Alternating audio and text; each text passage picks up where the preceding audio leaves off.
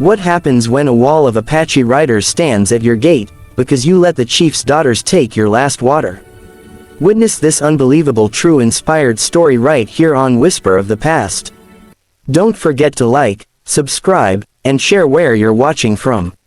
Let's get started. The Arizona Territory in 1873 was not a place for the weak-hearted. It was a land where the sun burned with merciless intensity, where water was more precious than gold, and where survival meant making impossible choices every single day. This is the story of Samuel McCarthy, a homesteader whose single act of kindness would either seal his fate or save his life. Samuel had arrived in the territory 3 years earlier with nothing but a mule, some tools, and a dream of building something that would last. He'd carved out a small ranch near the foothills, found a decent water source, and managed to survive where many others had failed. He wasn't rich, he wasn't powerful, but he had earned the respect of his few neighbors through hard work and honest dealings. The summer of 1873 was different from any other. The rains that usually came in July never arrived. The streams began to dry up. The cattle grew thin. Men watched the sky desperately, praying for clouds that never came. Samuel's well, once reliable and strong, had dwindled to almost nothing. He rationed every drop, knowing that his survival hung by the thinnest of threads. It was on a scorching afternoon in late August when Samuel heard the sound of horses approaching. He stepped out of his small adobe house, shielding his eyes from the brutal sun. 2 young Apache women rode toward his gate, their horses exhausted and foam-flecked. Behind them, the vast desert stretched endlessly, shimmering with heat waves that distorted the horizon. Samuel recognized the danger immediately. The Apache and the white settlers had an uneasy relationship at best. There had been raids, bloodshed, and broken promises on both sides. Most homesteaders would have reached for their rifle at the sight of Apache riders. But something stopped Samuel that day. Perhaps it was the obvious desperation in the way the horses stumbled forward. Perhaps it was the dignified way the 2 women sat their mounts despite their obvious exhaustion. The elder of the 2 women raised her hand in a gesture of peace.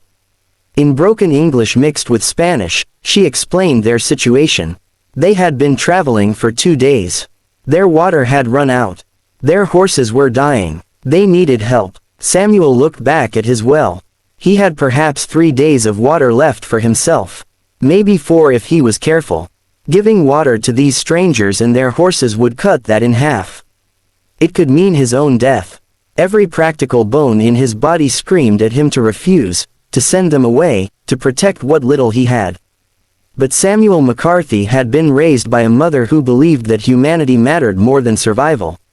He remembered her words from his childhood, spoken in their small Kentucky farmhouse before disease had taken her. Kindness is never wasted, Samuel. Even when it costs you everything. He opened his gate. The younger woman's eyes widened in surprise. The elder one nodded slowly, understanding the magnitude of what this man was offering. Samuel drew bucket after bucket from his dwindling well. He let the horses drink first, knowing that without their mounts, these women would certainly die in the desert. Then he gave water to the women themselves, and even offered them dried meat and bread from his meager supplies. The women stayed only long enough to rest in the shade of his porch. As the sun began its descent toward the western mountains, they prepared to leave. The elder woman looked at Samuel for a long moment, then spoke in Apache. Samuel didn't understand the words, but he understood the tone. It was gratitude, deep and genuine. They rode away into the desert twilight, and Samuel watched them go. Then he looked at his well and calculated his remaining days. He had perhaps enough water for 48 hours. Maybe less. The nearest town was a day's ride away. He would have to abandon his ranch, his animals, everything he'd built, or risk dying of thirst. That night, Samuel barely slept. He made plans to leave at first light, to ride for help before his water ran out completely. But when dawn broke across the Arizona desert, painting the sky in shades of orange and gold, Samuel heard something that made his blood run cold. Horses. Dozens of them. The thunder of hoofbeats shook the ground.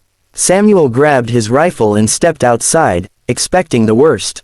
What he saw stopped him in his tracks. A wall of Apache riders sat mounted at his gate. 30, maybe 40 warriors, armed and painted, sat perfectly still on their horses. At the center of the group was a man whose bearing and decorated clothing marked him as someone of great importance. The chief, and beside him sat the two women Samuel had helped the day before. Samuel's hands trembled on his rifle. This was it, he'd made his choice, and now he would face the consequences. Perhaps the warriors believed he had dishonored the women. Perhaps they thought he had ulterior motives. Perhaps they simply saw an opportunity to take what little he had. The chief raised his hand, and two warriors rode forward. They carried large water skins, bulging and heavy.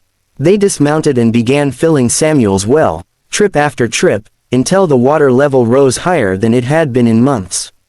Other warriors brought dried meat, corn, and supplies. They worked in silence, efficient and purposeful. Samuel stood frozen, unable to comprehend what was happening. The elder daughter rode forward and spoke in careful English. "You gave us your last water.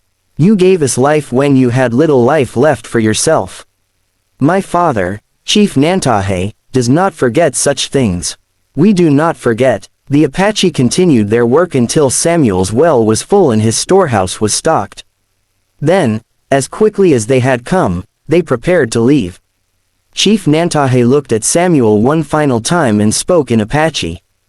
The daughter translated, "You are under our protection now. No Apache will harm you or take from you. You showed honor when you had nothing. That is the mark of a true man." They rode away, leaving Samuel standing in his yard, tears streaming down his weathered face. His act of kindness, his moment of choosing humanity over self-preservation, had not only saved his life but had created a bond that would protect him for years to come. Samuel McCarthy lived on that ranch for another 30 years. True to their word, the Apache never troubled him. In times of plenty, he shared with them.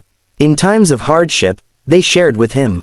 He became a bridge between two worlds that so often clashed in violence and misunderstanding. The lesson of Samuel's story echoes across the decades. Sometimes the most dangerous choice is also the most human one.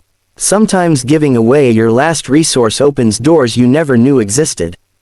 And sometimes, a single act of kindness can transform enemies into protectors and desperation into hope. Thank you for watching Whisper of the Past. If this story moved you, hit that like button and subscribe for more incredible tales from history. Share with us in the comments where you're watching from, and let us know what historical story you'd like to hear next. Until next time, remember that the past whispers lessons for those willing to listen.